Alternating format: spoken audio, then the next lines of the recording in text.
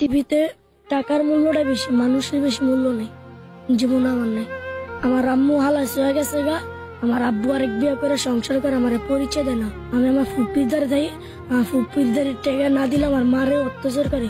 ওইবার গেছিলাম বাসায়, আমার লগে যা আছে সব রেখা দিছে টাকা পয়সা। ও দিনকাল থেকে আজ যাই না। মা কোথায় গিয়েছে জানি না, সবাই কয় বিদেশ। মা না থাকার অভাবটা কি বোঝো তুমি? আজকে রাস্তায় তো না ভালো খাইতে পারতাম, কিনতে পারতাম, ঘুমাইতে পারতাম, ঘুরতে পারতাম, সবই করা থাকতো। সন্তানকে যে মা আদর করে সেই আদরটা কি অন্য কেউ করতে পারে? জি না। আমি যদি আজকে আমার মা থাকতাম ঠিকই রাস্তাইতাম না, আমার বুকের ভিতরে আমার মা রাখতো। মায়ের কথা মনে পড়লে কেমন লাগে তোমার কাছে? আমি হারাইতে প্রতিদিনই কান্দি, মার কথা মনে এলে সবসময়। তুমি গোসল করেছো কতদিন আগে? অনেক আগেই করছে, আমার শরীরের অবস্থা মহিলাতে ভরা। বাবা যে তোমার খোঁজ খবর নেয় না, কেন নেয়? আরেক বিয়ে করছে, আর আরেক ঘরের সন্তান আছে, নিজের 5টা রিস্কা আছে, গ্যারেজ আছে, আর সংসার দেয়, আঙ্গুরের খোঁজ দেন, আমার পরিচয় দেন, আমার ফুপুরে টেনা দিলে মারে অত্যাচার করে। এই কারণে আমি বাইরে যাই। আমার ফুবা আমার গেট লাগে আমারে, আর বড় মেয়ে আমার মারে, সবাই অত্যাচার করে।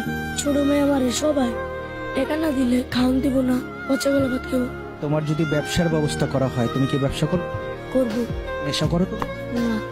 আমাদের কপালে কেন এগুলি লেখা দিছে? মানুষের কপালে লিখতে পারে না, আমাদের কপালে শুধু এগুলি লিখতে পারে।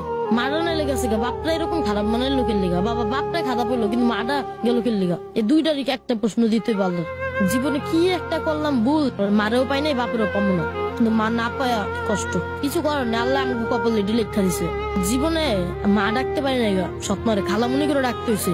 এমন আম্মুর ছবি দেখলে খালি মনটা খারাপ হয়ে যায়। আল্লাহর প্রতি কি খুব বেশি অভিমান? খুব বেশি, কারণ আমাদের কপালে কেন এগুলি লেখা দিছে? মানুষের কপালে লিখতে পারে না, আমাদের কপালে শুধু এগুলি লিখতে পারে। মারানো লেগেছে গা, বাপটা এরকম খারাপ মানের লোকের লিগা, বাবা বাপটাই খারাপ হইলো কিন্তু মাটা গেল কে লিগা? এই দুইটারই একটা প্রশ্ন দিতে পারলো। কেমন অত্যাচার করতো বাবা? আমার বাবা বিশ্বাস হবে না, যদি আমার এখন মাথার চুল না থাকতো তাহলে আমি দেখাইতে পারতাম, কারণ আমার বাবা এখান থেকে মাথা ফাটা নিছে, এই যেখান থেকে ফুলে আছে। মারছে তো অনেক মারা মারছে, কিন্তু বলার মতন না যেমন মারে। পৃথিবীতে এমন বাবা হয় যে বাবা তার সন্তানকে, নিজ সন্তানকে এভাবে নির্যাতন করতে পারে? আমার বাপের জায়গায় যদি অন্য কেউ হইতো, বাপ হইতেন তাইলেও ভালো হইতো, কিন্তু ওই বাপ দরকার নেই গা। সবাই খালি করে চাঁদপুরের মানুষ খারাপ, কিন্তু এত খারাপ যে এটা জানি না। আমার ফুফে আমার উপরে যে অত্যাচার করে, আর বাপে ছোট ফুফু দেখলাম আর গলা টিপা ধরতে চায়, কয় ওর রাইতে কোন লাভ নেই, ওর মায়েরা গাঙ্গে বসাই দিয়ে বস্তায় করে। আমার মায় যদি আমাকে চাহে 5 তালা বাড়ির ভিতরে ভাড়া করে থুয়ে দেবো মারে, সারাদিন আমি রান্না বাইরে খাওয়াবো, তারপর আমার মারের কাজ করতে দেবো না।